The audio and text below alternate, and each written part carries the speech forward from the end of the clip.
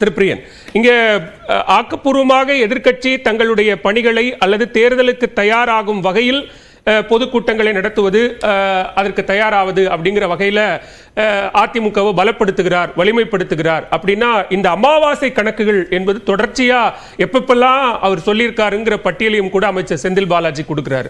2022 பிப்ரவரியில் ஆரம்பித்து நேற்றைக்கு வரைக்குமாக அப்படி ஒரு கணக்கு சொல்லப்படுது.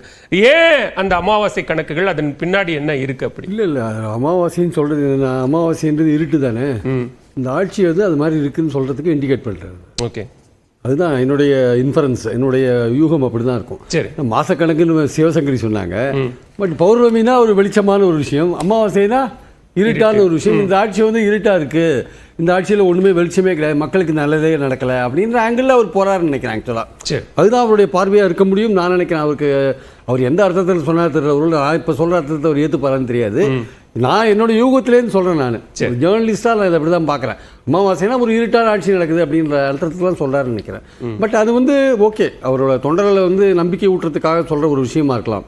பட் வாட் இஸ் தி ப்ராக்டிக்கலாக என்ன நடக்குது நாட்டில் அது பார்க்கணும் இல்லையா? முதல்ல ப்ராக்டிக்கலாக நீங்கள் அந்த 13 அமாவாசைக்கு பிறகு நீங்கள் ஆட்சிக்கு வரதுக்கான அந்த பொசிஷனில் நீங்கள் இருக்கீங்களான்றத உங்களுக்குள்ளேயே நீங்கள் உள் பரிசோதனை ஒன்று பண்ணிக்கணும்ல. ஒன்று உங்கள் கட்சி பலமாக இருக்கணும், இல்லை நீங்கள் அமைக்கிற கூட்டணி பலமாக இருக்கணும். உங்கள் கட்சி இப்போ பலமாக இருக்கா இல்லையான்றது பார்லிமெண்ட் தேர்தலில் தெரிஞ்சு போச்சு. அது பலமாக இல்லைன்றதை நம்ம உணர்றோம். அதை பலப்படுத்துறதுக்கு நீங்கள் என்ன பண்ண போகிறீங்க? உங்கள் எதிரிகள் யார்? உங்கள் எதிரிகள் யாருன்னா அது நீங்கள் உங்களை விட்டு போனவங்கள தான் உங்கள் எதிரிகளாக கருதுறீங்க. நீங்கள் அந்த எதிரிகளை நீங்கள் உள்ளே சேர்க்க போகிறீங்களா சேர்க்க மாட்டீங்களான்றது உங்கள் இஷ்டம். அது அப்புறம் நீங்கள் அதற்கு பின்னால் நீங்கள் வலிமையாக இருக்கீங்களான்றது மக்கள் தீர்மானிப்பாங்க.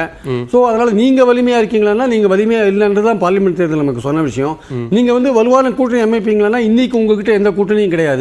தேமுதிக உங்ககிட்ட இருந்த கூட்டணி போயிடுது, நீங்கள் தனியாக தான் இருக்கீங்க. அப்போ உங்களுக்கு நம்பிக்கை கொடுக்குற மாதிரியான கூட்டணி ஏதாவது வருதான்னா இதுவரையும் நமக்கு அதுக்கு ஏற்றபடி இன்னும் 10 மாதம் இருக்கு, என்ன வேணா நடக்கலாம்.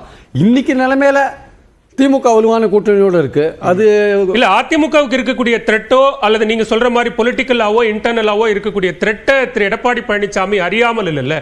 நேற்றைய பொதுக்கூட்டத்தில் கூட அதை சொல்றாருல்ல, எதிரிகள் நம்முடைய கட்சியை அழிக்க நினைக்கிறார்கள், அந்த சூழ்ச்சி ஒன்று நடக்குது, அதை நாம எல்லாரும் ஒன்னு சேர்ந்து முறியடிப்போம், எதிர்த்து நிற்போம் அப்படின்னு சொல்றாருன்னா அப்ப எல்லாம் தெரிந்திருக்கிறது அப்படின்னு தானே அர்த்தம். இல்ல எதிரிகள் அவர் சொல்ற எதிரிகள் அழிக்க நினைக்கிறாங்களா இல்ல அதிமுக ஆட்சி பொறுப்புக்கு கொண்டு வரதுக்கு உதவி பண்ண நினைக்கிறாங்களான்னு அவருக்கு யூகிக்கணும்ல. கரெக்டா? ஓகே, அவங்களும் எம்ஜிஆருடைய ஃபாலோவர்ஸ் தானே சார், அவங்களும் ஜெயலலிதா வழியில வந்தவங்க தானே சார்.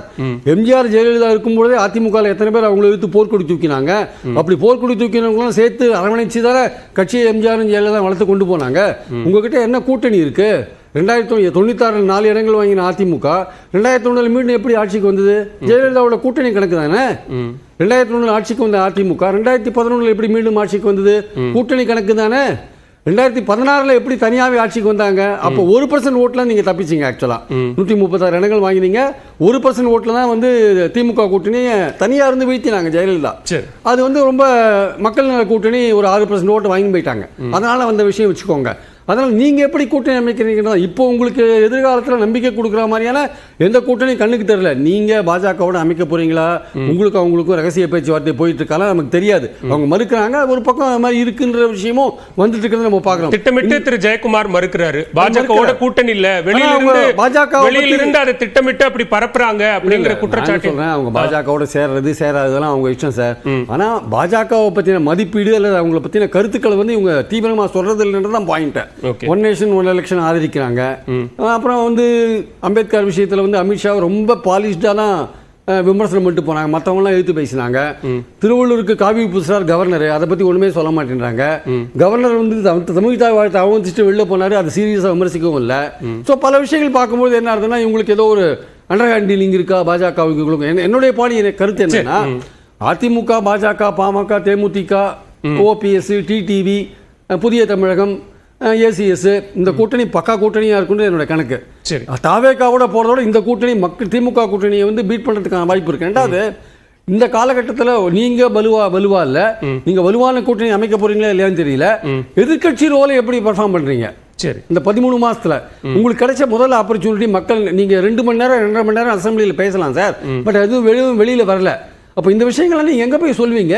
ஈரோடு ஈஸ்ட்ல தானே போய் சொல்வீங்க.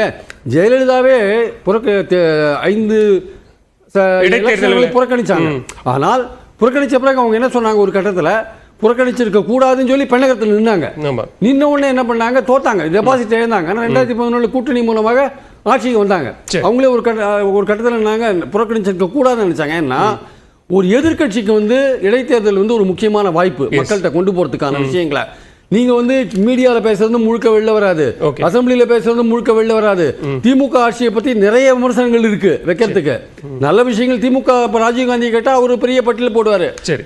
கடன் வாங்குறாங்க அப்படின்னு சொன்னா ஏடிஎம்கே சொல்றாங்க 58 லட்சம் கோடி இந்தியன் கடனா இருந்தது. இன்னைக்கு இந்தியாவோட கடன் 200 லட்சம் கோடி சார். யாரும் அதை பத்தி பேச மாட்டேங்கிறாங்க. இந்தியா கடன் வாங்கி என்ன படித்து நம்ம கேட்கறோம்ல, அது மாதிரிதான் தமிழ்நாட்டில் என்ன படித்து கேட்கறாங்க. ஆனால் சமீபத்தில் சிஏஜியோட அறிக்கையில கடன் வாங்கி கொடுக்கிற திறன் வந்து தமிழ்நாடு அரசுக்கு இருக்குன்னு சிஏஜி சொல்லியிருக்காரு. ரெண்டாவது ரிசர்வ் பேங்க் சொன்ன லிமிட்டுக்குள்ள தான் அது இருக்கு ஆக்சுவலா. ஸோ இதெல்லாம் வந்து ஏடிஎம்கே ஒரு முதலமைச்சராக இருந்தவர் பார்க்கணும் இல்லையா, அந்த லிமிட்டுக்குள்ள தான் அவங்க இருக்காங்க. ஏன்னா லிமிட்டுக்கு மேலே நீங்க போனீங்கன்னா நீங்க வந்து லோன் வாங்க, நீங்க பப்ளிக்ல வந்து லோன் வாங்க முடியாது. ரிசர்வ் பேங்க் உங்களுக்கு அனுமதிக்காது ஆக்சுவலா அந்த லிமிட்டுக்கு மேலே போனீங்கன்னா. ஸோ அவங்க அந்த லிமிட்டுக்குள்ள தான் இருக்காங்க. ஸோ எதிர்கட்சி ரோல பெர்ஃபார்ம் பண்றதுக்கான வாய்ப்பையும் நீங்க மிஸ் பண்ணிட்டீங்க. நீங்களும் வலுவா இல்ல, வலுவான கூட்டணி அமைக்கிறதுக்கான வாய்ப்புகளும் இன்னைக்கு வரையும் தெரியல. அப்ப 13 மாசத்துக்கு பிறகு எப்படி நீங்க திமுக தோற்கடிக்க போறீங்க? ஓகே, கேள்விக்குறி. முக்கியமான கேள்வியை எழுப்பியிருக்கீங்க திரு பிரியன். திரு பொன் வில்சன், தொண்டர்கள் மத்தியில் பேசலாம், தொண்டர்களுக்கு கடிதம் எழுதலாம், நம்ம எதிரிகளுடைய சூழ்ச்சிகளை அரசியல் வியூகங்களை முறியடிக்கலாம்னு பேசலாம். அதுக்கு என்ன திட்டம் இருக்கு? 13 அமாவாசைகளுக்கு பிறகு ஆட்சி மாற்றத்திற்கு நீங்கள் வலுவாக வகுத்திருக்கக்கூடிய வியூகம் என்ன?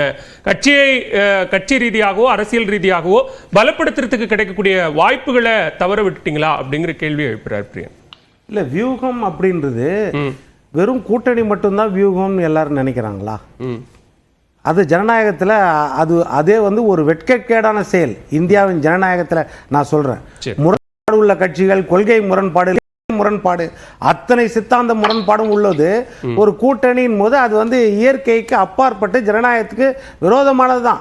அதை தாண்டி கூட்டணி மட்டும்தான் ஒரு தேர்தலுக்கு முக்கியம், அதிருப்தி ஓட்டுகளோ இல்லது ஆட்சியாளர்கள் மேல இருக்கிற அதிருப்தியோ அல்லது ஆட்சியாளர்களுக்கு விரோதமான மனப்பான்மையோ இதெல்லாம் வந்து இல்லைன்னா கடந்த கால ஆட்சியாளர்கள் செய்த சாதனையோ இதெல்லாம் வந்து ஒரு தேர்தலில் பிரதிபலிக்காது அப்படின்னு நம்ம நினைக்கிறதே வந்து மிக ஒரு தவறான கூட்டணி அமைப்பும் வலிமையான கூட்டணி அமைப்பு அதெல்லாம் வந்து அது வந்து ஆடட் அட்வான்டேஜ். இன்னொரு பக்கம் ஒரு டிப்ளமேட்டிக் வேர்டு, உற்சாகத்தை கொடுக்கிறது, அதாவது தொண்டர்களுக்கு உற்சாகத்தை கொடுக்கறதுல அது ஒரு வகை, அவ்வளவுதான். அது ஒரு இனம், அதே மெயினா கிடையாது அப்படின்றது தான் நான் பார்க்கிறேன்.